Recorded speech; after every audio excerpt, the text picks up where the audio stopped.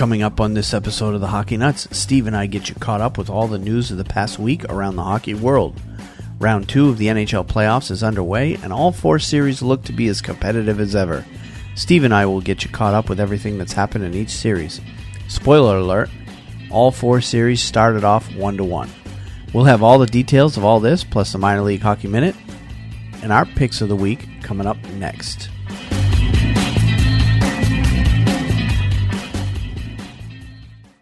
This is the Hockey Nuts Podcast, Season 2, Episode 35, recorded on Wednesday, May 2nd, 2018. NHL Playoffs Round 2, Games 1 and 2. Shut up and sit down.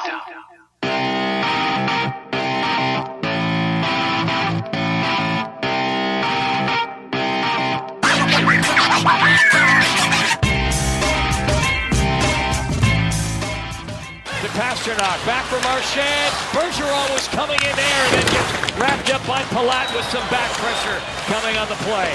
Marchand works it to the line. Chara bumps it across, gets it in the middle. Bergeron fired one, didn't get good wood on it. Here's Marchand, works it to the side. Pasternak spun around, couldn't get the backhand on it. Here's a big one, to fire, scores! Marchand!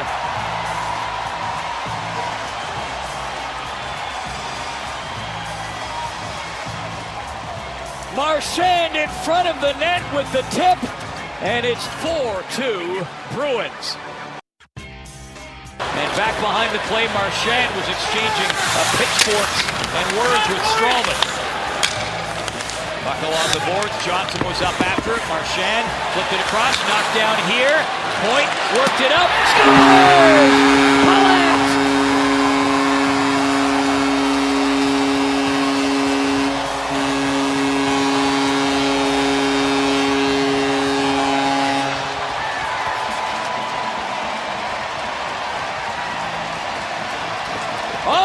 Palat! Palat with his second of the playoffs, and there's a bit of insurance for Tampa.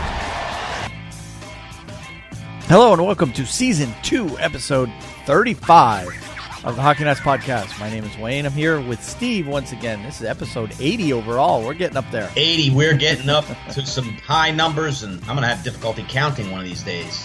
Yeah, when we hit that triple digit, boy, that's going to be something else. It'll be probably sometime in the early fall before we hit that number. That's right. Because we do slow things down a little bit in the summertime. And, we've got a lot to talk about. It's been, a week since we last did one? We did one, last Wednesday, right? Yes, we did. It's been 1 week. A lot of playoff action in that time. Yep. And we got some decisive answers in round 1 of the playoffs. And and now we have basically some surprises, maybe, would you say, in round 2, and some teams that are just red hot, playing great hockey right now. Yep. As we recorded last week, there was actually exactly 1 game left in the first round of the NHL playoffs. Last week, that was that Game 7 Boston-Toronto, and spoiler alert, Boston won that game, so. So they went on to round 2, and Toronto, had to go back home and face the seething hot lights of the press corps there in Toronto, and that brought us down to a final 8. So we headed into the second round, and most games have completed, or most series have completed 3 games already here in the second round. And because Boston finished so late, they got an extra day off going into the second round. So actually, they have only played 2 games since the end of that first round. So so Game 3 is actually tonight in about an hour, actually, as we speak. So we've got all that to talk about. We've got some transactions that have happened off the ice with some coaching and front office moves that have taken place around the league. We've got the draft lottery to talk about. We've got some international hockey to talk about. We got all kinds of stuff to talk about tonight. So let's get started, and we'll start with the NHL playoffs. Yes. So what we'll do is like we did in the first round, we'll go down through series by series. Now we're down to just 4 series to talk about, and the first one we need to talk about is Bruins Lightning. Yes. They have completed 2 games so far in this series. Boston won Game 1 in Tampa, 6-2, and Tampa then tied the series on the other home date in their building, and that was a 4-2 final in that one. I completely missed Game 2 because I was busy myself playing hockey that night. We had a championship game of my beer league that night, so I was busy playing that game. Okay.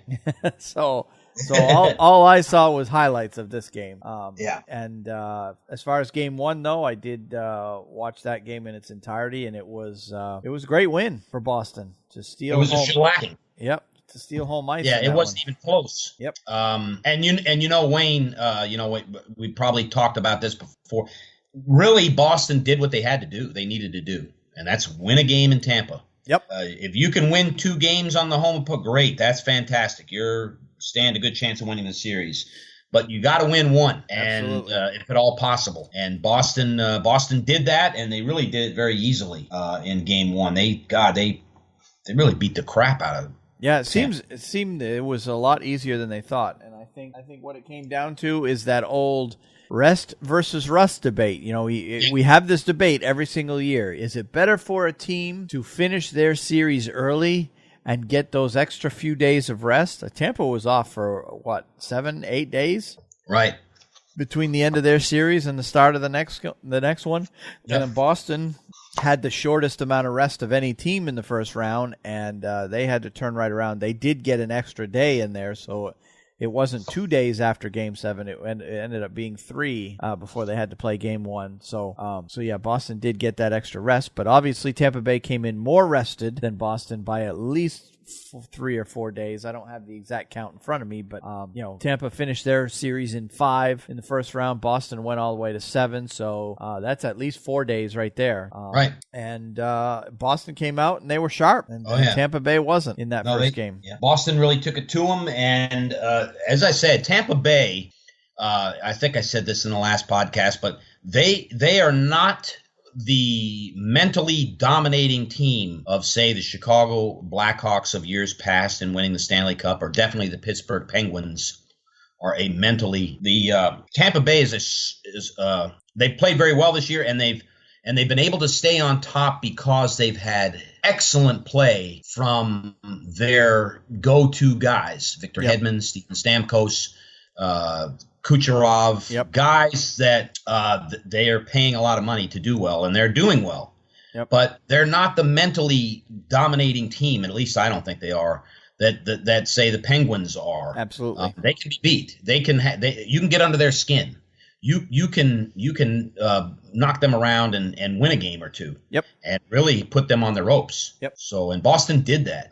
They did that pretty well in Game 1. And one of the things that Tampa Bay has excelled at all season long is their power play. And specifically about the power play is that long wing-to-wing cross-ice pass to either Stamkos on one side of the ice or Kucherov on the other for that one-timer. How many times this year did we see one of those two guys hitting that one-timer from the other side of the ice straight into an open net because the goalie couldn't get across? Yep. Now, obviously, Boston should know that play is coming, and they should be able to adjust to that and essentially, play in such a way that they're shutting down that passing lane. Yeah. And that's they did that a few times there in Game 1.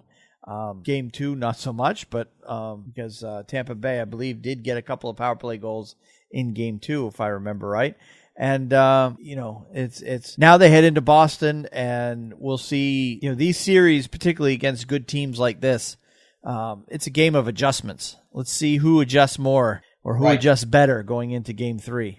Yeah, that's true. It is a game of adjustments. Wayne, I don't know. You have the box and one defense in basketball. I don't know what they call it in hockey, but if you have a guy on that power play that just sticks with Steven Stamkos wherever he goes, you might stand a good chance of shutting that one-timer that they seem to run quite effectively. Yep. Shutting it down. And, that's just I'm not a defensive strategist in the NHL, but I've seen that work where you really put the pressure on them, and your other guys fall in line, stopping whatever else they can stop. But maybe that's not the best way to do it. I don't know. Yeah. And on the flip side of things, Boston, if you look at the statistics, Boston's record with the Bergeron line, when the Bergeron line can score, Boston's practically unbeatable. But if you keep that line off the board, Boston is a very beatable team. And they've proven that. Mm-hmm. In Boston's 3 losses so far in this postseason. Well, they have 4 now. In their 4 losses so far in this postseason, going into the series, if you look at the Toronto series, Boston's top line with Bergeron, Marchand, Pasternak.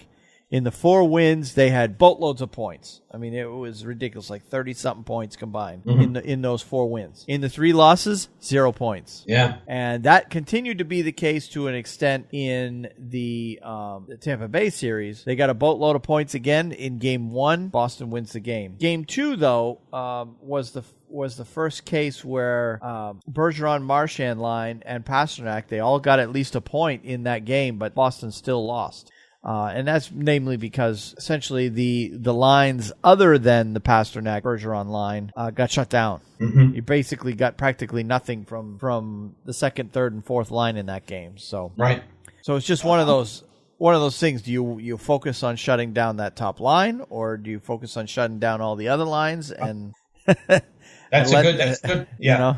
That's a good point, Wayne. I don't know. Here's the way I see it. Okay. I think Boston, they have the upper hand in this series now because of that win in Tampa. Hold serve at home. Yep. And I think they'll win this series. Yeah, all they got to do is the game in Boston, and they're in trouble. Yep. If Tampa's able to tie this thing back up on the home ice advantage, Boston, that's not good. No. But I think if Boston holds serve at TD Garden, they're looking good, real good in this series, and I would expect them to win it. Yeah, at this point, all they got to do is win their home games. That's games 3, 4, and 6. Three of the next 4 games are in Boston, and they have the series is tied 1-1. So you win those 3 games, and the series is over in 6. Right. So I agree. Boston is somewhat in the driver's seat in this series as of right now, at least until they lose a game at home. And that's the old saying, any team, whether you got home ice advantage or not, you are not in trouble in a series until you lose a game at home. Yep. Once you lose a game at home, then you're in trouble. Yep. And even though they have the advantage, that losing that advantage for them is big. They need that advantage against the Tampa Bay Lightning, who have a great team. They do. They have the players and the personnel there to put you away. Certainly do. All right, so yeah, basically there's not a whole lot else to talk about there. There's only been 2 games in that series. Game 3 is tonight it'll probably start shortly before the end of this podcast.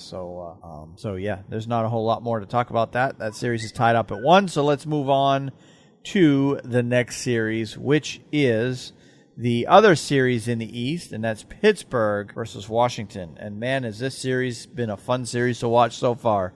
Absolutely. I've been able to watch 2 of the 3 games, including last night's game, Game 3.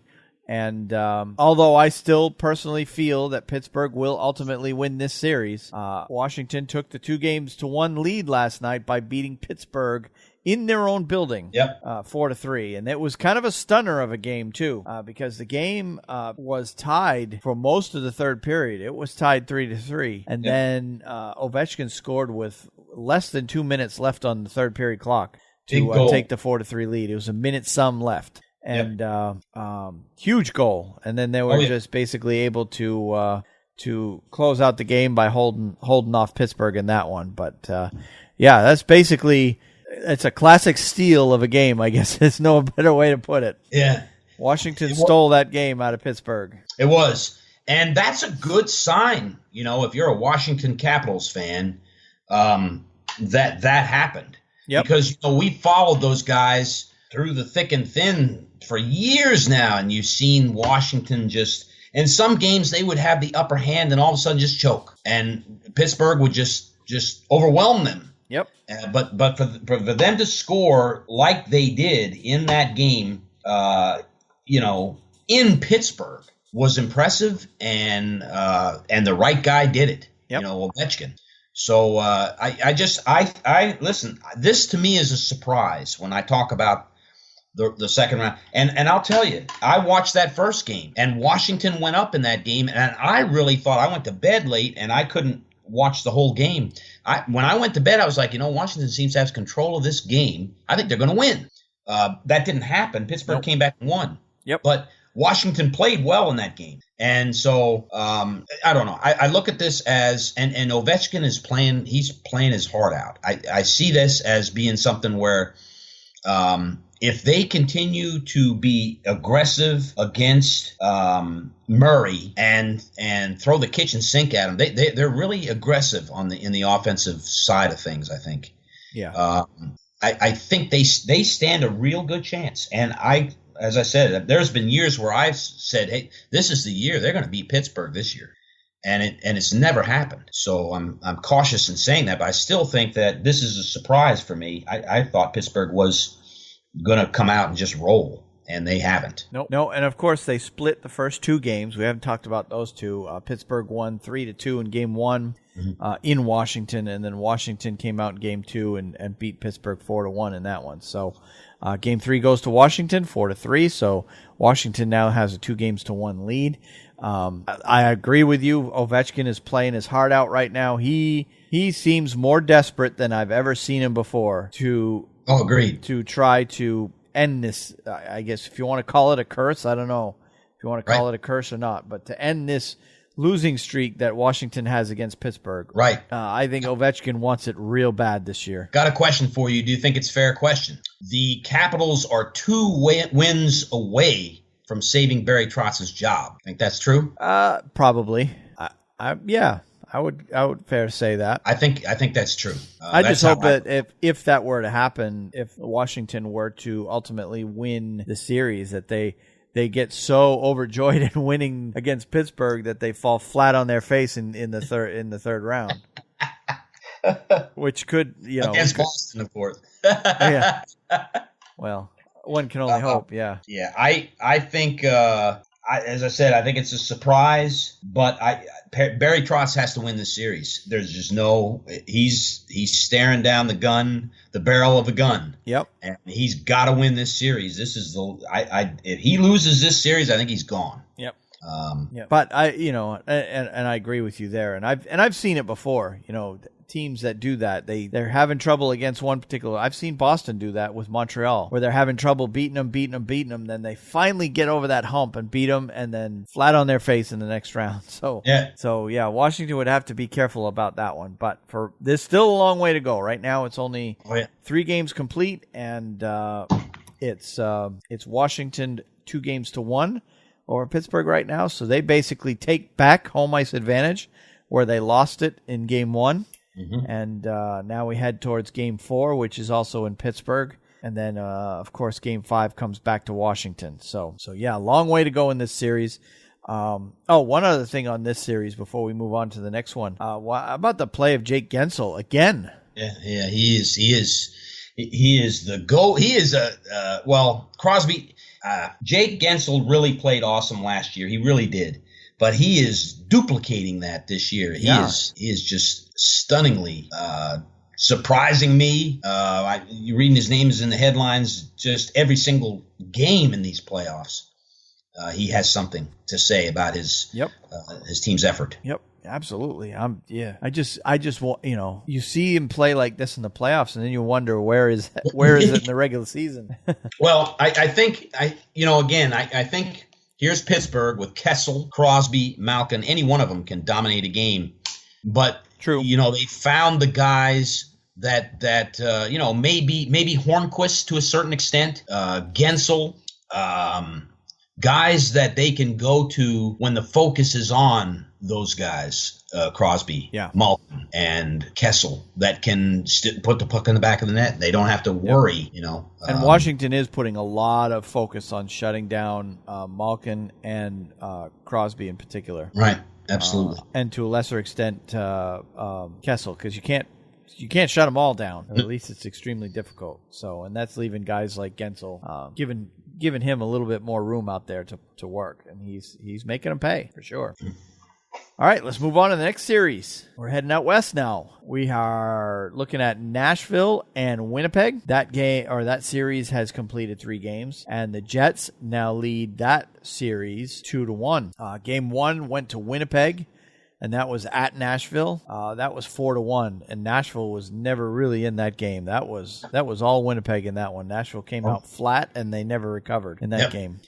Game 2 went to Nashville, 5-4 in double overtime. That game could have gone either way. Absolutely. Once you get into overtime, it can go either way. In fact, I believe Winnipeg had scored a goal at one point, and then it got washed out, didn't it? I think that's right. Yeah. Am I thinking? No, I'm thinking of the San Jose series. That happened in the San Jose series, and we'll get to that. I don't know if that happened in the Nashville game. I didn't watch that double overtime. I had to work early the next day, so I didn't get to see the double overtime in that one. And then game 3 was another win for Winnipeg, and I thought this game was going to go Nashville's way because Nashville jumped out to a 3-0 lead in that game, and they looked dominant, and they looked like they were just going to roll to a huge win in that one. Right. And take the series lead. But then Winnipeg started scratching and clawing, and they got a goal. And then one right after another, they got goals number 2 and 3 to tie the thing up. And then each team traded a goal, and then there was a couple.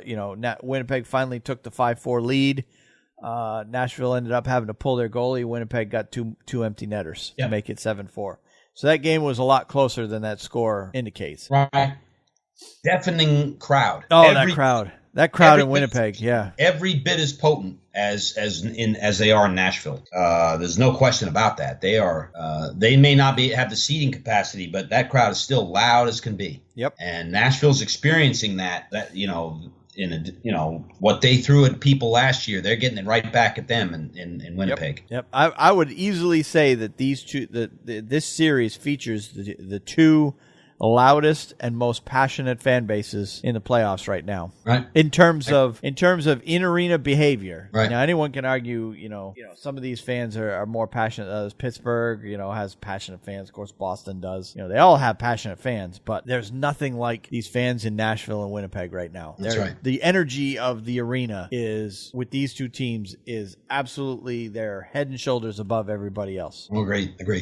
But it's fun to watch. Fun to watch this series because these are 2 great teams, and I think I might have commented saying, I think the winner of this series ends up in the Stanley Cup final. But there's a couple other teams that might have something to say about that. But you could see that happening because statistically, these are the on paper the 2 best teams in the league right now. Right, I agree. I think they're the best teams in the playoffs to this point. Easily the best teams in the Western Conference. Yep. And I think you're looking at one of those 2 teams is the Western. I think they'll handle Vegas. I think they could beat Vegas. Either one of those teams. But we'll see. Well, you got to play the games. Yep. No. Yep. So right now, Winnipeg is ahead in this series 2-1. Patrick Laine has been struggling a little bit, but I've noticed that they're putting a lot of pressure on him. They're putting a lot of focus on shutting him down and basically forcing Winnipeg to try to beat him with somebody other than Patrick Laine. But he's still getting his chances, just not as many as he would otherwise. All right. I don't have anything else to add to this one for right now. So let's head to the last series of the Stanley Cup playoffs, and that is the San Jose and Vegas. Vegas Golden Knights are still playing. Yeah, absolutely unbelievable. And winning. And winning. They're not only playing, they're winning. Yep. Right now, they hold a 2-1 series lead. 2 of the 3 games have gone to overtime. 1 was a complete blowout. Vegas came out in game 1 and just did an absolute spanking of the San Jose Sharks in game 1. They did. And that game was, I watched the first period of that game before I gave up and went to bed because it was 4-0 after 1. And I'm like, there's no way San Jose's coming back in this game. Yeah. And they didn't. It ended up 7-0. They threw in the towel. Yep. And then game 2 and 3 both went to overtime. San Jose won game 2, 4-3 in double overtime, and then they won. Vegas won the game 3, 4-3 in overtime. And Vegas, we thought, had won game 2 at one point. They scored, but it was called back due to goaltender interference. Right. Yep. So had that call gone the other way, we're looking at a 3-0 series lead for Vegas. True. San Jose's lucky to be in this. They really are. Yep. They're very lucky to be in it. However, in Game 3, they stood a good chance to win that game. San Jose, they played very well in that third game. They lost in San Jose. But they played well enough to win that game. They had their opportunities, and they blew it. You just couldn't. In fact, I think they should have won that game. Yeah. But Vegas came out on top. Now that San Jose here. This is another one where they have to win this game. If they lose this game, it's over. They're not going to beat Vegas 3 games in a row. No. And so the game tonight, 10 o'clock start. That game is going to be wild. Yep. Right from the drop of the puck, man. Yep. It Burns, is. Those guys, they're going to be out for this. This is a money game, and I would not want to miss that game. I have to. I got to get up at the crack of dawn. But that's a game I wouldn't want to miss. Yep. San Jose's backs against the wall. They got to win this game, and I think Evander Kane, all those guys, they're going to be out there playing it as if it was the last game of hockey they'll ever play. Yeah, the Sharks definitely need to come out desperate tonight in that game. And you're right. If they go down 3-1 to Vegas, it's over because you're not going to beat Vegas 3 times in a row. Yep. That team just, they have that killer instinct that playoff hardened teams have. I don't know how, because they're just a collection of guys that were throwaways from other teams, but they've put it together. They put together a run. I still think Vegas is going to ultimately come out on top in this series, but you never know. And I keep looking to see if Joe Thornton might come back. I haven't heard anything in the last couple days. Mm-hmm. He's made a couple of appearances and warm-ups, kind of teasing the San Jose fans that he might be coming back, but nothing yet that I've seen. He would be a nice addition for the Sharks if he were able to find a way to come back. Yeah, he would be, and especially there in San Jose in the Shark Tank. But as we've talked about on this podcast, I'm going to be surprised if he comes back to play next year. Maybe he will try to throw it in for one more year, but he's an ailing guy, Yeah. Well, he may be signed for another year, so I would think he'd probably come back for one more and then call it quits. But no, he isn't signed for one more year. You're right. I thought he signed a 1-year contract. He did sign a 1 year. Yeah. But he's not going to sign anywhere else but San Jose. Yeah, I agree. Yeah, I think he's at a point in his career he's just going to sign a series of 1-year contracts until he decides he's done. Yeah. But should be interesting to see if they do, in fact, get their backs against the wall, even more so than they are tonight. If they find that he is miraculously healthy enough to play in a game, to see if they can try to steal a game or two here against Vegas. Yep. So all right, well that's everything in terms of on the ice what's been going on around the NHL. So we need to get to some of the stories that are going on off the ice around the NHL. And first and foremost, there's a couple of transactions. Yes. And one of them a couple of them have a local flair to them. Just came out a couple of days ago. Ron Francis had his contract terminated by the Carolina Hurricanes on Monday.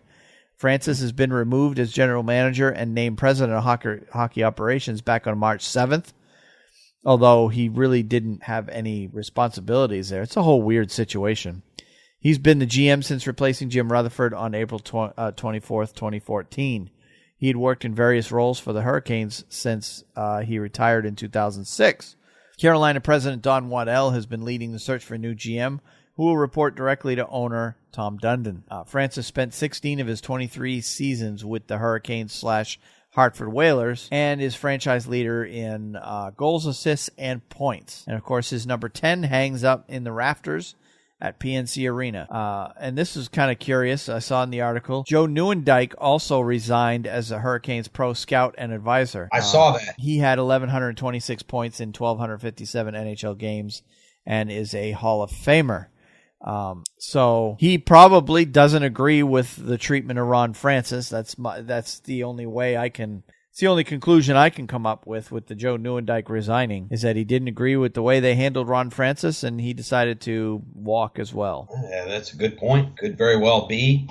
I'm not sure I understand. Basically, I can understand them terminating his contract because he's decided to take another position as hockey operations manager. Yeah. But I don't know. Maybe that ruffled the feathers of some people, and Joe Nieuwendyk was one of them. Yeah, well, it's all a weird situation. Tom Dundon obviously is he's in there getting his hands dirty right now, trying to really take the reins and really push the people that work for this organization. And he's basically cleaning house. He's basically saying, look, we're going to do this my way or see ya. Right. And, I've heard through the grapevine that he and Ron Francis didn't see eye to eye on a bunch of things. Dundon wants to accelerate the whole rebuilding process, and Francis may not have agreed with that. And it ultimately costed him his job, and they made him president of hockey operations. But it was kind of just, he really didn't have any responsibilities, because whoever the new GM is going to be was going to report directly to the owner.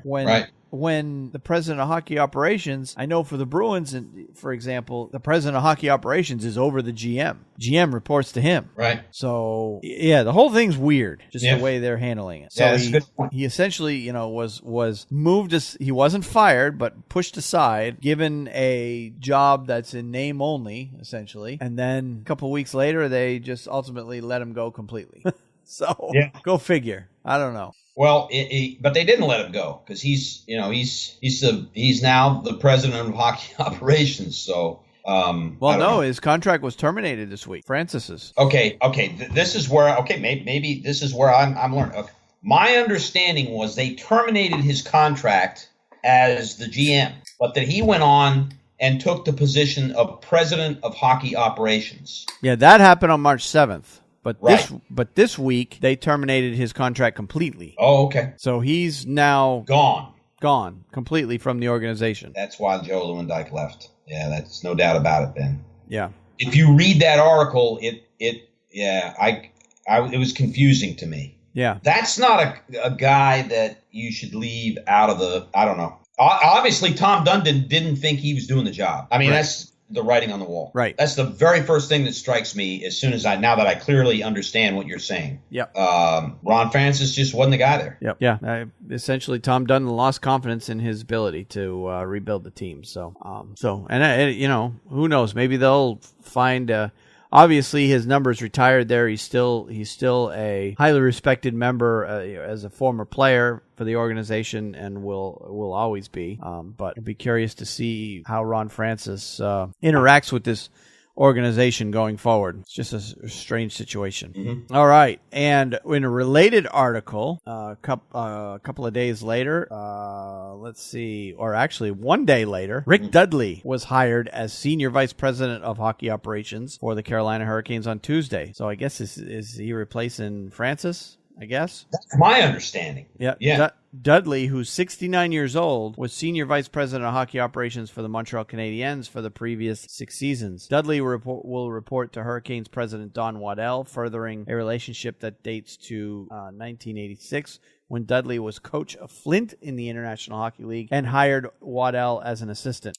They worked together most recently with the Atlanta Thrashers, when Waddell, then general manager, hired Dudley as an assistant GM in 2009. Burke, who's 62, had been with the Flames since September 5th. Whoops, I've got articles mixed up here. All right, so anyway, now Rick Dudley is now part of the Hurricanes organization. Yep. and I think I don't know much about Rick Dudley, but I think he's facing an uphill struggle. They're going to expect some results, Wayne, and they're going to expect them next year. I don't think Tom Dundon is going to let somebody get away with 2 years of not making the playoffs.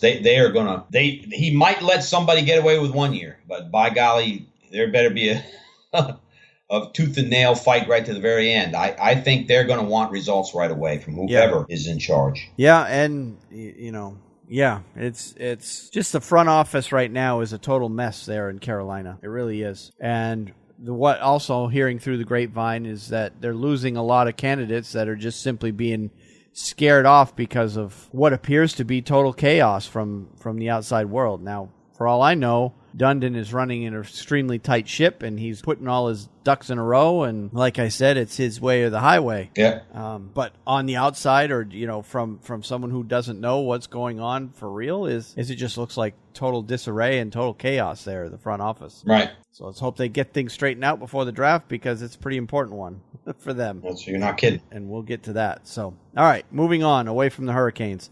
Lou Lamoriello stepped down as general manager of the Toronto Maple Leafs, but will remain with the organization as in a role of senior advisor. When Lamoriello was hired back on July 23rd, he's 75 now. Wow. Yeah. July 23rd, 2015, the plan was for him to be GM for 3 years before transitioning to the senior advisor following 4 years. Maple Leafs president Brendan Shanahan said Monday he decided it was best to adhere to the original plan. So there was an agreement in place that he wasn't going to be the GM forever. He was basically going to get the rebuild started with the Leafs and then hand it off to somebody else. Mm-hmm. So they basically decided that with that original timetable, they're going to go ahead and stick with that timetable. Lamoriello is going to step aside, hand over the reins to somebody else. Although, most people would agree that the Leafs are further ahead than most people expected them to be at this point. Right. They expected it to be a 4 or 5 year rebuild, and it's really turned into a 2-year rebuild. Yep. And very well. You're looking at a team in Toronto next year who I could see him going to the conference championship quite easily. Yep. But I have no love loss seeing Lou Lamoriello step aside. I'm not a Lou. You're not going to hear me ever sing his praises. He will never be my pick of the week. Might as well just tell it like it is. But, I was surprised by that. I would have thought that because of the season that they had this year, that Lamoriello would stay put one more season. But I guess they feel that they can bring in someone who is younger. Yeah, I really think that's what it is. Well, and reports are that there's 2 or 3 people that are in kind of lower levels of management within that organization that they've been grooming to possibly take over the job. They haven't announced anything yet, but and I don't have the names in front of me. They were in that article. The link to the show notes, or the link to the articles in the show notes here. But there's 2 or 3 candidates there that are possible internal candidates to take over the reins. But yeah, with Lamoriello being 75 years old, he's probably looking to slow down there a little bit. Right. And being a senior advisor, well, he can do that from Florida, right? From a retirement home in Florida. Yeah, I don't think you'll see him up in the booth doing games anymore. Yeah. So, but more to come out of Toronto on that one, because obviously they now have to find and name a GM, and preferably do it before the draft. Now, the draft is still at least a month and a half away, so so they got time, but that'll be pretty high on the priority list for the Leafs to get that taken care of. Yeah. All right. And speaking of doing games from the booth, we segue right into that segment. Yeah. So Brian Burke is leaving his position as Calgary Flames president of hockey operations and will join Sportsnet for the remainder of the Stanley Cup finalists or Stanley Cup playoffs as an analyst beginning this weekend. Burke, who's 62, had been with the Flames since September 5th of 2013.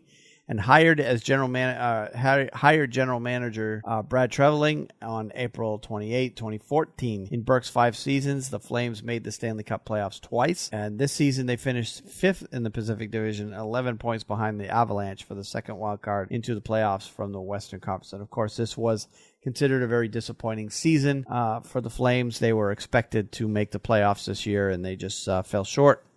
And did I ever tell you that I met Brian Burke once? No. Yeah. Really? It was, I can't remember what year it was. He was, at the time, the GM of the Toronto Maple Leafs. And he made a trip to Orono, Maine, one lonely Saturday night. And he was sitting up in the stands up near the top rows of the stands at Alfond Arena in Orono, Maine, obviously scouting a player or two for in one of the games. And we got a chance to talk to him a little bit, so it was kind of interesting. That is cool. Yeah, that is really cool. A long-time guy, if not in charge, definitely in the know for Team USA.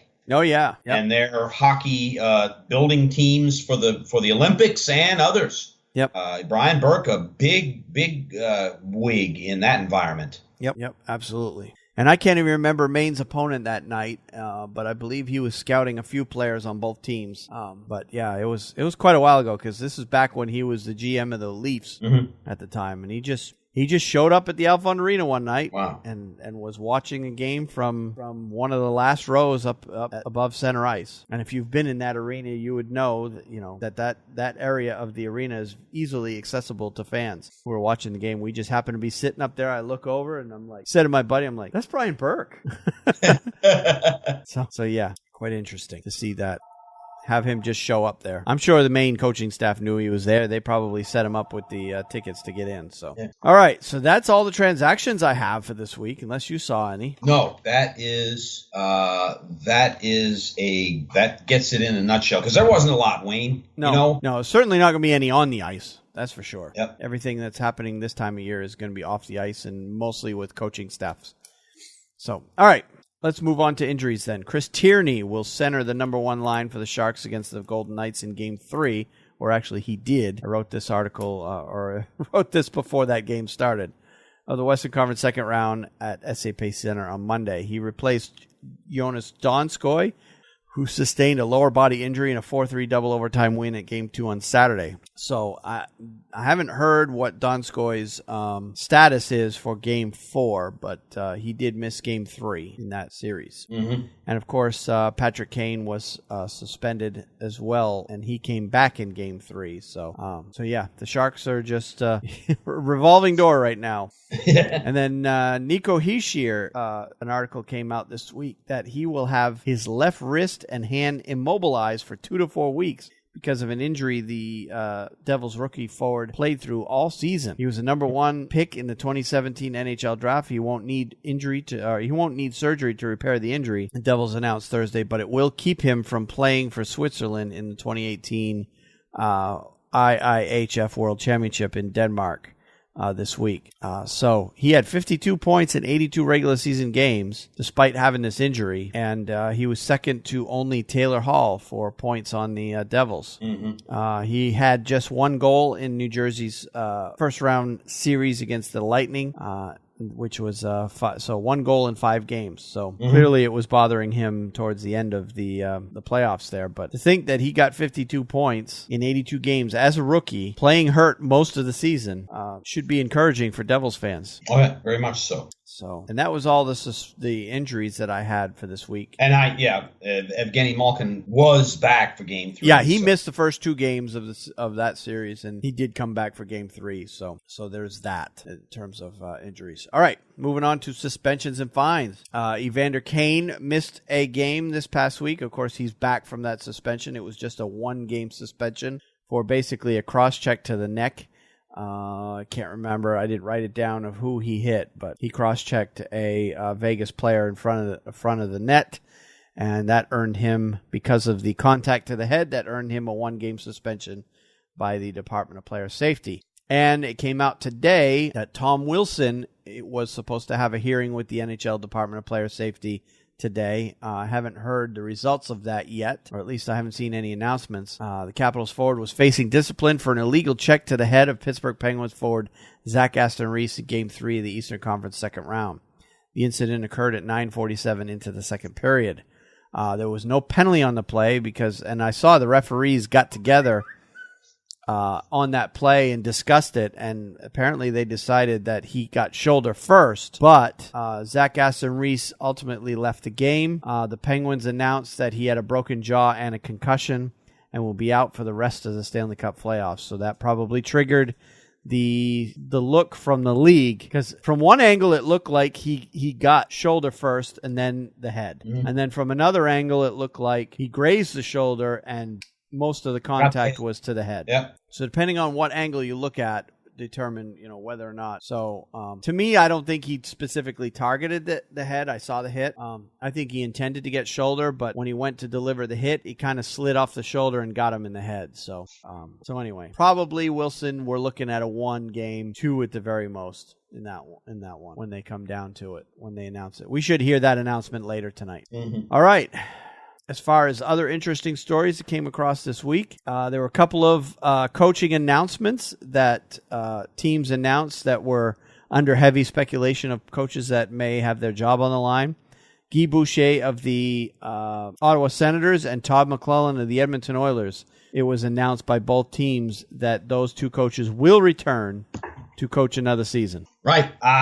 McClellan doesn't surprise me. He really should have returned, even though they flopped this year. I agree they did. But I think you'll see Edmonton back in the playoffs again next year. I really think so. McClellan's a very good coach. But Guy Boucher, rest is a weapon. Yep. I'm surprised he's back. Well, I think from what the article that I read, it looks like that Guy Boucher, in a series of meetings with upper management, probably had to agree that rest is not a weapon, and they're going to practice more frequently, and they're going to practice harder. It said it right in the article. Yeah. And they're going to give him essentially one more year to get back to basically what everybody else is doing. And then if, in fact, the Senators flop, then they will...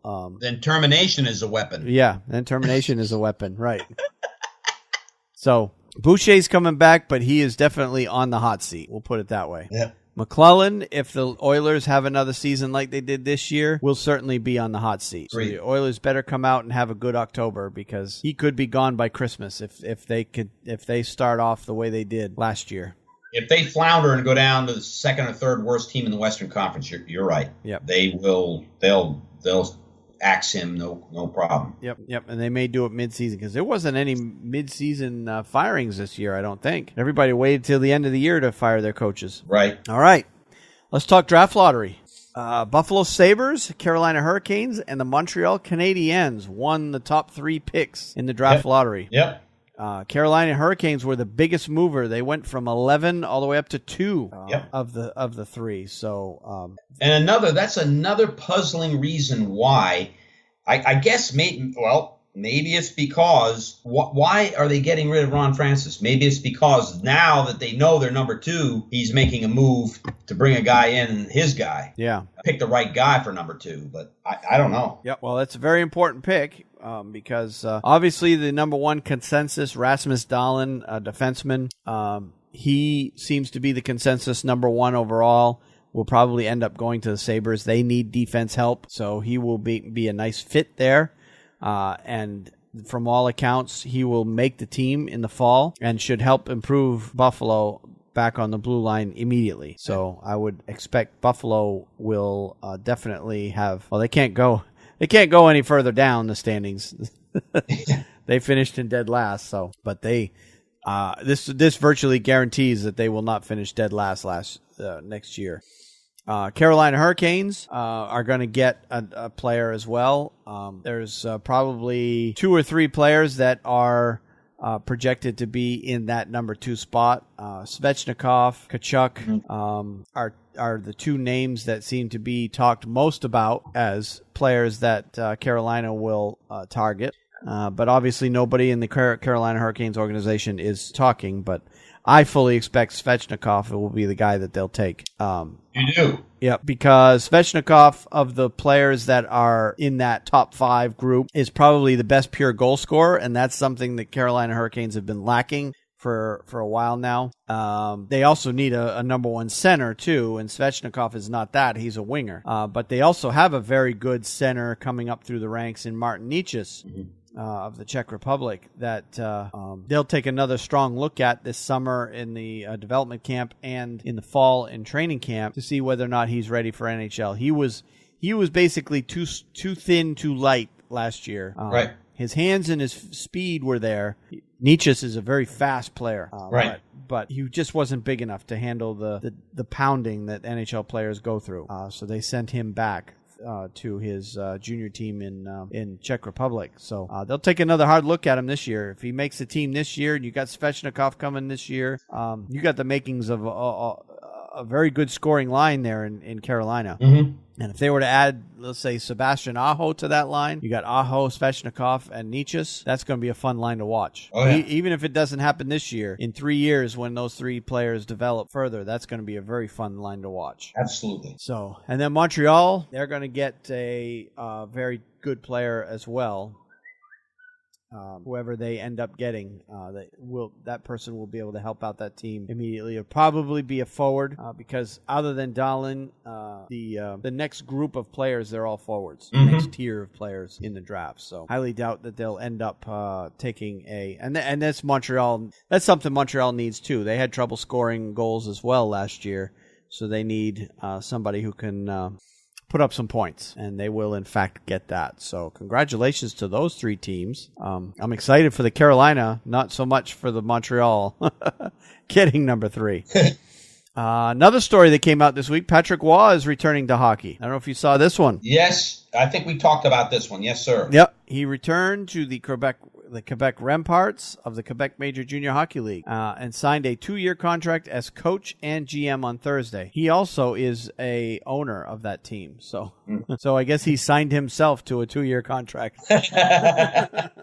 And he was very successful as a junior coach. So yes, he was. So I think you're going to see more out of him. I guess the flame wasn't extinguished completely when he left Colorado. He decided he missed the game and is returning to coaching. So I expect at some point he'll return to the NHL. Yep. Another story came out this week. The IIHF World Championships are now less than 2 days away. Saw this one as well. Yep. The teams that are in that this year are, I'm waiting for it to pull up here. Let's see. Participating countries. We have Austria, Belarus, Czech Republic, France, Russia, Slovakia, Sweden, and Switzerland in Group A. Canada, Denmark, Finland, Germany, Korea, Latvia, Norway, and the United States in Group B. Denmark is the host country for this year's tournament, and from what I understand, the ticket sales have been very brisk.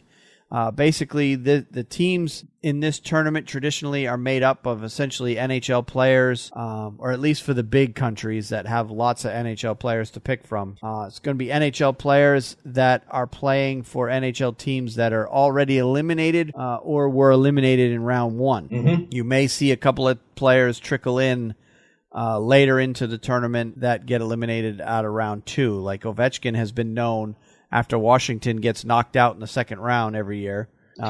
He's been known to go back to Russia and immediately insert himself into the Russian lineup in the World Championship and play basically the second half of the tournament for them. So that has happened and could still happen. But for the most part, the teams will be made up of, at least for the big countries of Czech Republic, Russia, to some extent Slovakia, Sweden, Canada, U.S., Finland, those types of countries, maybe Germany. There'll be a lot of NHL players on those rosters. Right. So, fun tournament. I'm not sure what the TV schedule is going to be like for that. I haven't looked into that. I would imagine NHL Network is going to pick up a few of those games since there's less games for them to show in the NHL playoffs. Mm-hmm. They usually pick up a few of those games, particularly Canada and the U.S. in particular. But check their schedule, and you may be able to catch a few games in this tournament. It's usually a fun tournament to watch, even though the Americans and the Canadians don't take this tournament as seriously as the Europeans do. So I was kind of surprised to see Korea having a team there. Yeah, I was going to ask you about that. I wonder if it's carryover from the Olympics or if Korea is improving on the international scale. Yeah, I think it's carried because they teams that are playing in this tournament have to qualify for it.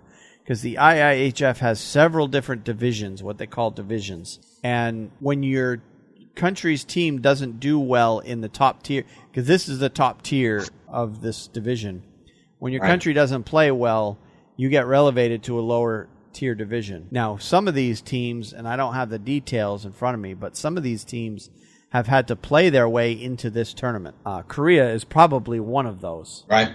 Because that team Korea that played in the Olympics, they have a number of foreigners playing for them. Canadians in particular, there may be a couple of Americans that essentially were naturalized into so that they could play for Team Korea. There's not a lot of Korean natives playing on that team. So it's quite possible that they may have played their way into this tournament simply, with taking that Olympic team and extending it out to this tournament as well. Mm-hmm. So I don't expect they're going to do much in this tournament against the big countries. That's for sure. Yep. All right, moving on. So, yeah, stay tuned to that one. All right, next story. The NHL is returning to China in September for a pair of preseason games between the Boston Bruins and the Calgary Flames as part of the 2018 ORG NHL China Games. The NHL and the NHLPA announced today. On Saturday, September 15th, the Flames will host the Bruins at Shenzhen Universidad Sports Center in Shenzhen. And on Wednesday, September 19, the Bruins will play host to the Flames at Cadillac Arena in Beijing. Mm-hmm. The matchups in September will be the third and fourth preseason contest played in China following the 2017 NHL China Games presented by ORG Packaging, which included games in Shanghai and Beijing between the Kings and the Canucks. So, not surprised the two teams they picked in this one. Boston Bruins players have been going for the past 2 or 3 summers. The Bruins have sent 2 or 3 players to China to participate in events to try to grow the game over there. And the whole thing paid for by ORG Packaging. ORG Packaging is also a major sponsor of the Bruins. They've got, you probably see it on their boards tonight. You'll see the logo of that company on their boards. It's been there all season long.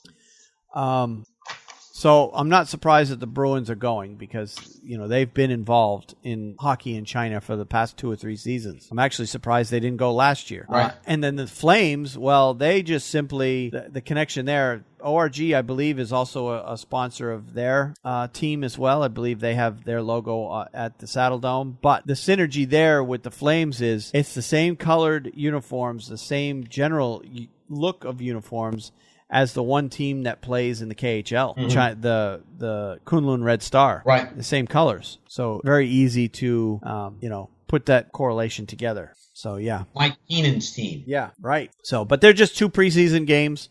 All that means is Flames fans and Bruins fans, you're going to have to get up in the middle of the night to watch those preseason games if you want to see them live. All right. Next, the last story I have for this segment is Jim Montgomery is rumored to be hired as coach of the Dallas Stars. It hasn't been confirmed, but TSN is reporting that Jim Montgomery will be the coach of the Dallas Stars, which actually I was surprised by that when I heard that. He's coached the past 5 years at the University of Denver. He told his players on Wednesday that he has agreed in principle to become the Stars coach, according to the Denver Post. Montgomery declined to comment when reached by a newspaper. Among players Montgomery has sent to the NHL are Devils defenseman Will Butcher, Bruins forward Danton Heinen, Ducks forward Troy Terry, and Panthers forward Henrik Borgstrom. Montgomery had 2 interviews with the Panthers before they hired Bob Bogner and spoke with the LA Kings prior to them hiring John Stevens last year. He played pro hockey for 12 years. Including 122 NHL games with the Blues, Canadiens, Flyers, and Sharks, and Stars. But his career was mostly an AHL career. And then, of course, before that, he played at the University of Maine, captaining them to their first national championship back in 1993. So he's basically the thing with him that probably should get Dallas Stars fans excited is that he's won at just about every level he's been at. Right. He's won national championships in the NCAA as a player. He's won one as a coach. Before that, he was coaching in the USHL, won 2 championships in that league as the head coach. So he's coached just about, he's won just about everywhere he's gone and done very well as a coach. So obviously this is the next step for him. And Wayne. Yeah, there we appear to be back. Okay. My internet just completely dropped there. Yeah. All right, where were we? Jim Montgomery, yes. So I guess all that's left to see is whether they confirm this hiring. And why is this surprising to you? I heard you say that. Well, I figured it would eventually happen. I just thought he would stay in college a little while longer. Oh, okay. Yeah, I mean, it's not. It has nothing to do with Dallas, the Stars. No. I think he was. He wanted to get an NHL job eventually. It's just I didn't expect it to happen this quickly. Okay. So it'll be interesting to see how he does with the Dallas Stars. I mean, I look at it from my perspective. We talked about Alain Vigneault, and this job opened up right after, and it just so happens that Lindy Ruff came. Yeah, this is not a spot for Alain. Alain Vigneault will not fit in Dallas. So. Yeah. I mean, I don't think he would. Yeah. So, you know what I'm saying? Oh, yeah. So, but Jim Montgomery, hey, he's first stint as a head coach. Sure. Why not? Yep. Yep. Absolutely. All right. So let's move on to honors and milestones. And all we have for those, no actual awards or anything like that passed out. But the last few award nominees for the major NHL awards were announced this past week, starting with the Coach of the Year, or the Jack Adams finalists. Jared Bednar from the Colorado Avalanche, Bruce Cassidy of the Boston Bruins, and Jared Gallant of the Vegas Golden Knights. No big surprise there. We're named finalists of the Jack Adams Award on Wednesday, which is given annually to the coach voted best in the NHL. No big surprise there in terms of Gallant and Bednar for sure. Probably I think the three best candidates they could have picked. Yep. I really do. I agree with those three wholeheartedly. Yep. As the three teams involved there were three teams that played way above their expectations. Boston Bruins, by most accounts, were not supposed to make the playoffs this year because of the youth movement that they were heading into. But everybody gelled nicely there, and they ended up one of the better teams in the league. Colorado was the worst team in the league last year, made the playoffs this year quite easily. And then, of course, what the Golden Knights have done is without question remarkable. I fully expect Gallant will end up with the win in that one. Now, I agree. Those are the three good candidates. But of any of the awards that we have going on here in a little over a month, the award show is going to be in Las Vegas. Yep. This one is a no-brainer. Gerard Gallant is going to win this award. And if you want to put the house on it at Las Vegas, it's probably a good bet. I think he's going to win the award for this one. Yep, I would agree with that sentiment. All right, now the next award that was announced on Thursday was Edmonton Oilers captain Connor McDavid, New Jersey Devils forward Taylor Hall, and Colorado Avalanche forward Nathan MacKinnon were named finalists for the Ted Lindsay Award, given annually to the most outstanding player in the NHL, as voted by members of the NHL Players Association. So this is the players voting themselves who they think is the best player in the game. Right. So no arguments with any of those three players there. All three had amazing runs this year. Right. Despite Edmonton not making the playoffs, but Taylor Hall definitely and Nathan MacKinnon definitely led their teams into the playoffs this year. Mm-hmm.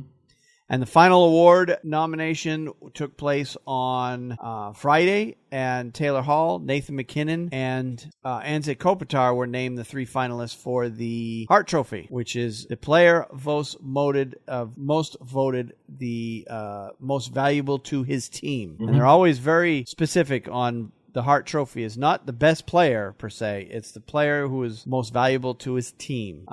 I would agree Taylher Hall and Nathan MacKinnon were both valuable. They were way ahead of everybody else on their team in terms of scoring.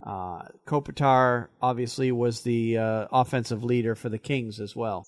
That's great. Yeah. So, and I'm kind of surprised that, a little bit surprised that McDavid didn't make it, but probably the fact that Edmonton not making the playoffs by quite a bit probably took him out of the running for this one. Although I'm sure there are Edmonton fans that are not happy that he wasn't at least a finalist.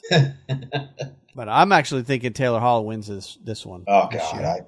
I hope not, but, he is worthy of being a finalist. Yeah. So, all right, that's it for stories that I have anyway, unless you have some. No, that's good, Wayne. We knocked it out. And again, this is a week where, you basically got the playoff games going. That's what's being reported. That's what people are hearing about right now, and it's kind of an overload on the NHL.com network. Yep, for sure. So I would say that really is very good. All right, so that leads us into our power rankings. And this week, it's my turn? It is your turn, okay. Wayne.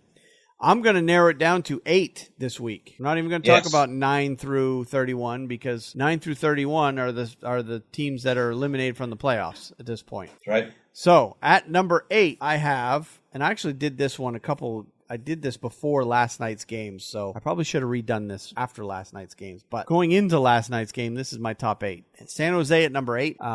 Winnipeg at number 7, although I would put them up higher thanks to the win that they got last night. Washington at number 6, although they probably should be higher thanks to their win last night. Tampa at number 5. Boston at number 4. And the reason I got Boston, Tampa Bay at 4 and 5 is they're 1-1 in their respective series, whereas the other teams are not. So, and number 3, I've got Pittsburgh. Number 2, I've got Nashville. Number 1, I've got Vegas.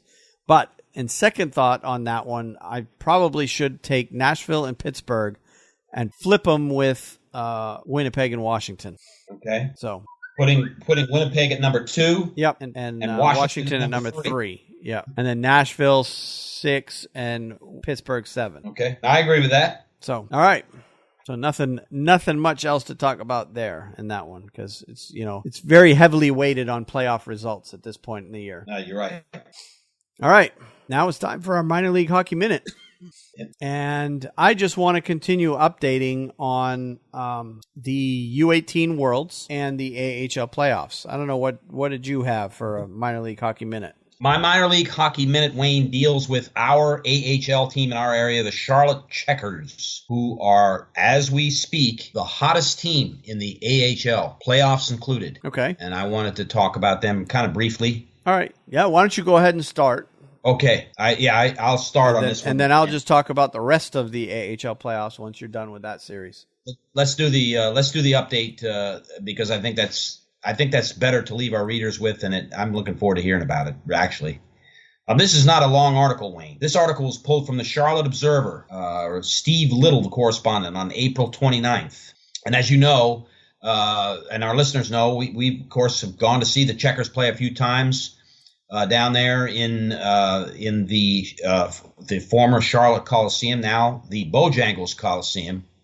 And they have won every game I went and saw them play. Yep. They have been very impressive. I think their most valuable player is Alex Nedeljkovic. I don't think there's any doubt about it. And with that kind of a goalie, Wayne, they could go a long ways. Yep. Against the Syracuse Crunch 2 months ago, and they quite handily beat them. And Syracuse is the opponent for the Toronto Marlies. Now, the Marlies, that's a different story. The Marlies are very, very good. They may be the best team in the AHL. But Charlotte is playing very well, and this article kind of highlights a few things briefly about the Checkers. It goes like this. The Charlotte Checkers are the AHL's hottest team, but one factor may slow them down. The Charlotte Checkers have won their first American Hockey League playoff series in 7 years. Didn't know that. And completed their first ever series sweep. Next up, a 7-game series against a team that won the Checkers division. Charlotte will face AHL Atlantic champion Lehigh Valley in the second round with the series opening Friday in Allentown, Pennsylvania. The Checkers, third in the AHL Atlantic, finished off first round foe Wilkes-Barre Scranton in 3 games, completing the sweep Thursday night with a 7-3 victory. The Penguins had finished second in the Atlantic. The Phantoms beat the 4th seed Providence Bruins 3-1, finishing the series with a 4-3 overtime victory Saturday night. The Checkers will be home for games 3, 4, and 5 of this series, with the first 2 and the last 2 games at Lehigh Valley in Allentown. Charlotte enters the second round as the NHL's hottest team with a 10-game winning streak. The Checkers haven't lost a game since mid-March, and they were dominating in their first round series. The team's only problem against the Penguins were slow starts. Charlotte trailed 2-0 in 2 of the games and 1-0 in the other contest. That's something we have stressed getting off to a faster start, Checkers coach Mike Bellucci said prior to Game 3. Once again, however, Charlotte fell behind before rallying. You won't find a lot of differences between the Checkers and Phantoms, top farm team of the NHL's Philadelphia Flyers. The teams split their 8 regular season games. Each team was 3-1 on their home ice. Andrew Podorowski scored 5 goals in 5 games against the Phantoms this season, and Andrew Miller scored 2 goals and 6 assists. Opening games are this Friday and Saturday at 7 o'clock at Lehigh Valley. So that was my minor league hockey minute, just to give a quick thumbnail update on the Charlotte Checkers, who, by all accounts right now, stand a very good chance against Lehigh Valley. Yeah, they certainly do. Of course, Charlotte Checkers do have a couple of Hurricanes on their roster to help things out as well, but I'm sure the Phantoms do as well with Philadelphia also out of the playoff running. So, all right. So as for the rest of the AHL, of course, the Lehigh Valley Phantoms did advance by beating the Providence Bruins 3-1 in their series. Charlotte, of course, going back to that, defeated the Wilkes-Barre Scranton Penguins 3-0. In the other series around the AHL, Toronto Marlies won their first round series 3-2 over Utica. Syracuse beat Rochester 3-0. Chicago Wolves beat the Rockford Ice Hogs Rockford won that series 3-0. The Manitoba Moose beat the Grand Rapids Griffins 3-2. The Tucson Roadrunners won their first round series 3-1 over the San Jose Barracuda. And then finally, the Texas Stars won their series against the Ontario Reign 3-1. So that sets up a second round, which is yet to begin. Those games begin this weekend. Lehigh Valley Phantoms, of course, are playing the Charlotte Checkers. Toronto Marlies are playing the Syracuse Crunch. Manitoba Moose are playing the Rockford Ice Hogs. And Tucson Roadrunners are playing the Texas Stars. Now, second round, the series are no longer best of 5. They go best of 7 from here on out. So it should take more than just a weekend to finish a series in the AHL. And of course, those games will get started, probably tomorrow night. Yeah, I think that's right, actually. Yeah. Well, one game is today. There's one game today. Yep. And one game tomorrow, and then everybody else is playing Friday night. So, all right. Let's move on to the IIHF Under 18 World Championship. This tournament is over. It just finished. So these are the kids. These are essentially made up mostly of kids that will be drafted this spring. So it's the younger kids are just under the group. Of course, we had the under 20s back in December, January. This is the under 18s. So these are younger kids. We talked about it briefly last week. The 10 countries that were involved, and 8, of course, advanced to the playoffs. Finland played Belarus and beat them 5-2. Sweden beat Slovakia 6-1. USA beat Russia 5-1, and Russia's the home country in this tournament. They're the host country. And then Canada lost to Czech 2-1 in their quarterfinal round. In the semifinals, Finland and Sweden advanced. Finland won that one 2-0, and the USA beat the Czechs 4-1 to advance to the championship game. And the gold medal game was Finland versus the US. Finland won that game 3-2. So Finland takes the gold. Sweden and Czechs played for the bronze, and Sweden won that game 5-2. So USA takes silver, and there you have it. Very good. The under 18s are done, and now the regular World Championship can now begin, which is happening, I think, tomorrow. Is the first game of the regular World Championship. So that's all I have for that tournament. Very good. Very good. All right. So that leaves us with just our picks of the week. Picks of the week, Wayne. We're down to picks of the week. And you had what? I have mine won't take a couple minutes to finish up. Mine's a brief one. Yeah, mine's very brief too. Mine is the and I included a link to the show notes, and I might as well just go ahead and get mine out of the way. Okay. Toronto's Garrett Sparks for the Toronto Marlies, AHL goalie. Yes. Saw a highlight on NHL.com where he actually made a save with his bare hand earlier this week, and of course the link to that article is in the show notes with a link to the video. Basically, what happened is he's coming across the goal to make a save, and then he has to go back across to the other side. And as he goes across, his blocker, or it was his blocker, gets caught up on the goalpost and basically flies off his hand. Yep. Leaving him with an exposed bare hand. And, of course, the player shot at that spot, and he ended up making a save with his bare hand on that. Unbelievable. Let's see. The article reads as follows, and this is just from NHL.com. Blocker, Garrett Sparks didn't need no stinking blocker. The goalie for the Toronto Marlies of the American Hockey League made a jaw-dropping save in his bare hand to rob Cam Darcy of Utica's first period of Game 5 of their first-round Calder Cup playoff series. Sparks lost his blocker, making the first save on Reed Boucher's attempt, but stuck his bare hand in front of Darcy's attempt and deflected it out of harm's way, keeping Toronto ahead 1-0 in the winner-go-home game. He appeared to be unharmed by the shot, but it was the best and perhaps biggest of Sparks' 37 saves in the Marlies' 4-0 win that pushed them on to the second round. So, what a way to preserve a shutout. What an incredible way. Yes. That is really, I've never seen anything like that before in my life. Yeah, usually what goalies are trained to do is if you lose a glove or a blocker, is you put that hand behind your back and then just do the best you can to get a whistle. That way you don't get that hand hit or skated on or stick to the hand or anything like that. Yeah. Wow. Absolutely amazing. Yep. All right. That leaves us with you. Well, Wayne, let me go ahead and finish up here real quickly. You know that I am a music fan, as are you. We both seem to follow different our different artists and whatnot. There's been occasion on this show where we've played songs from some of the artists in the past. Yep. And I am going to talk again about an incredible country music star who made another appearance in the playoffs this year, and we were able to hear it, and it is just unbelievable.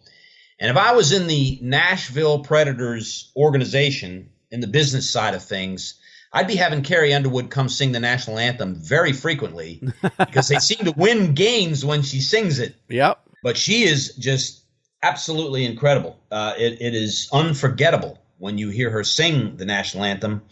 And this week, I had to put that down as my pick of the week. She is tremendous. Maybe we'll do a brief bumper of her on this show singing that song because it was truly stunning to hear.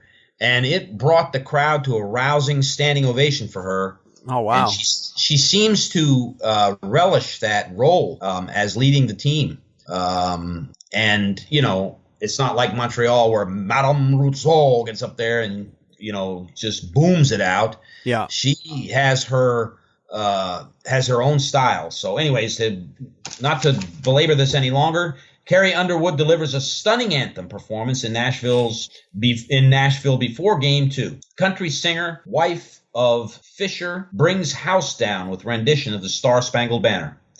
Things went pretty well for the Nashville Predators during last season's Stanley Cup playoffs, so why not try to recapture some of that magic? On Sunday, country music star Carrie Underwood brought the house down at Bridgestone Arena with a flawless rendition of the Star-Spangled Banner before Game 2 of Nashville's Western Conference second-round series against the Winnipeg Jets. Underwood, clad in her husband Mike Fisher's jersey, was just as amazing this time around. I thought she was better, actually, this time around. I thought she was better than the last time she sang. Was just as amazing this time around as she was in 2017 at Nashville's playoff debut against the Chicago Blackhawks last year. Maybe the Predators, who had lost their past 2 playoff games, needed to go back to what they know to stop the losing streak. And it worked, because Game 2 went to the Predators 5-4 in double overtime, and Carrie Underwood brought the team back from where they were against the Winnipeg Jets. Maybe they should fly her up to Winnipeg and see if Winnipeg will put her on. I highly doubt they'll do that. I doubt that. Not unless you could guarantee a win for Nashville. I mean, for Winnipeg, which I could see her trotting herself out there on on that with a Nashville jersey on. Yeah, I don't think that would go over so well. No, that would not go over well at all. I actually didn't see this particular rendition, so I'll have to look it up and I'll have to take a look at it. Truly amazing once again, and Carrie Underwood, of course, great songs, great artist. I follow her music, and that was really something. I was very, very moved by that. So. Because I was home that night watching. Well, I watched most of the game, but I got home after the start of that game. So yeah, I missed all that. But yeah, all right. Well, that's it for this week. That's it. Yep, we are through a little early, but we did cover it all. And I'm telling you, there's still a lot going on. So still a lot going on. There's, I mean, all these series are fun to watch, and now the NBC is starting to show some of these pregame presentations that some of these teams are putting on. I know San Jose and Vegas are having a duel of sorts for who's got the better pregame presentation, because both are doing a spectacular job, and of course everybody pretty much is at this point. But although the Bruins, their pregame presentation is basically Rene Rancourt singing the national anthem. That's because he's calling it quits after this year, so they're getting all they can out of him before he calls it quits. But yeah, you get seeing all that, and just great hockey on the ice. At this point, all 8 teams had at least 100 points, as far as the teams that are remaining. So I mean, it's anyone's guess who's going to win the Stanley Cup at this point. It could go any way at this point. I'll make a prediction. I think that we're going to get to next Wednesday night if we do the podcast next Wednesday night. And I think there's going to be very few series. Maybe one series will be decided. I think that most of these series are going to go 6 or 7 games. Yep. I wouldn't be surprised. There might be one decided by next Wednesday, and that's it. I wouldn't be surprised. It's every game is close. Yeah. So even the ones that end up 7-4 are 5-4 until the last minute or two of the game. So yeah. All right, so let's go ahead and wrap it up for this week because I've got to go watch a game and I've got it on above me, and the Bruins are getting shellacked right now. So hopefully by ending the podcast that will get things going in their favor again.